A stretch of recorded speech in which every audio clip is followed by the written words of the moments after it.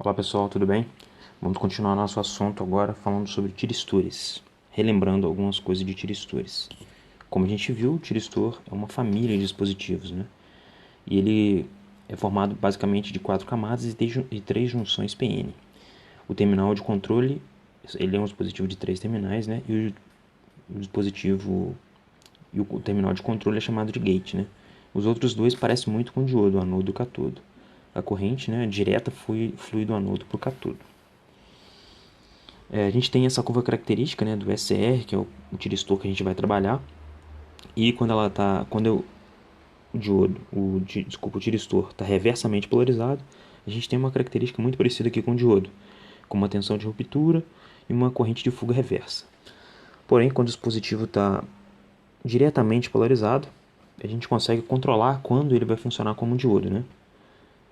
Vai ter uma corrente de gatilho, né, que a gente vai acionar o nosso sistema e aí ele passa a operar exatamente como um diodo, né? Ele vai ter uma corrente mínima de manutenção, que é quando ele, ou seja, se essa corrente for menor que um determinado valor, ele passa a cortar, né? Ele volta para a região de corte.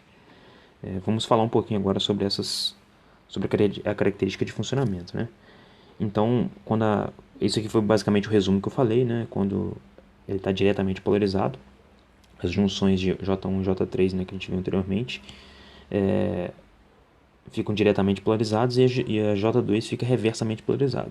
Nesse caso, a gente dá um pulso de corrente no nosso terminal de gate, o dispositivo entra em condução e ele acaba se comportando como um diodo, né? E a gente não tem controle sobre o dispositivo.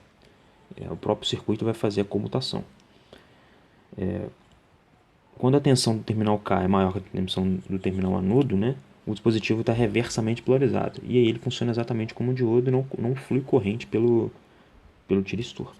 A gente tem alguns parâmetros importantes aqui do tiristores que a gente encontra no datasheet, que é a queda de tensão direta, que é a diferença de potencial quando ele está polarizado, né, quando ele está diretamente polarizado.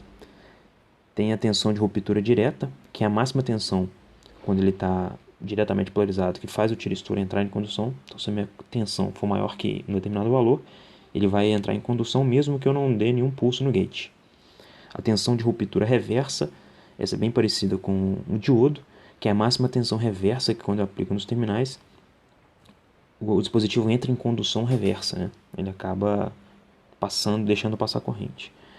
A corrente de travamento, que é a mínima corrente que deve fluir do anodo para o catodo, né? Depois de aplicado o pulso de disparo no terminal do gate, para garantir que o tiristor continue em condução, né? Entre em condução. E a corrente de manutenção é a mínima corrente que deve fluir do anodo para o catodo para que o tiristor não entre em estado de corte. Como a gente viu anteriormente, ele tem alguns tipos de disparo, né? Que é o disparo térmico. Se a temperatura aumentar sob um determinado valor, acaba gerando efeito de aumenta o número de elétrons lacunas livres lá, e aí o tiristor entra em condução por efeito térmico.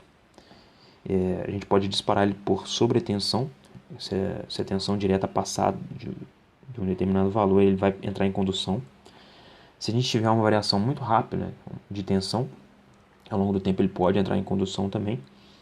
E o disparo por luz, né, que é a injeção de um laser nas junções do tiristor, ele inicia o processo de condução. Esse a gente utiliza na prática, né, muitas das vezes. E o disparo por corrente no gate, que é quando a gente injeta uma corrente no terminal de gate, força o dispositivo a entrar em condução. Então, os dois principais métodos usados para disparar o tiristor são esses dois, né? Por luz e por corrente de gate. O disparo por corrente de gate ocorre da forma que a gente viu anteriormente, né? Nessa parte aqui, quando o tiristor está diretamente polarizado, a gente vai ter que, por exemplo, se ele estiver na tensão V3, a gente tem que colocar uma corrente IG3 um pouco maior, né? De acordo com que a gente vai aumentando a tensão direta no dispositivo, a corrente exigida para dar o disparo no gate vai cada vez mais diminuindo, né? Então a gente tem aqui a corrente G3, ela é maior que o G2, é maior que o G1, e a tensão aqui é justamente o contrário, né? O V1 ela acaba sendo maior que o V2 e que o V3. Os circuitos de Snurber são muito importantes para os tiristores por causa daqueles picos de tensão, aquelas variações de tensão rápidas que a gente tem quando o dispositivo está comutando, né? E aí pode disparar o tiristor quando a gente não quer. Então a gente coloca os circuitos snubbers para diminuir essa variação de tensão que pode disparar o tiristor, caso a gente não queira. Uma associação em série de tiristores é feita quando a gente tem uma tensão muito maior na prática, né, do circuito, do problema, que o tiristor aguenta. Né? Então o tiristor tem uma determinada tensão e a gente quer dobrar, triplicar a tensão que a gente está usando no tiristor. Então a gente faz associações em série para a gente dividir essas tensões entre os tiristores adequadamente. E a gente usa da mesma forma que um diodo, a gente usa resistores, indutores e capacitores, né, que são esses aqui são snubbers, né, para evitar a variação rápida de tensão. E esse aqui é justamente para dividir a tensão igualmente entre os tiristores, né, para evitar problema ali de tensão de ruptura reversa. Então, no Rashid, essa questão de tiristores conectados em série é trabalhada melhor. Então, vocês podem consultar lá o Rashid. E deixo esse exemplo 9.3 para vocês fazerem pause o vídeo, dar uma olhada no Rashid, que ele discute melhor essa questão do que o Hart, né? Então vocês podem pausar o vídeo e tentar fazer o exercício. Eu vou continuar.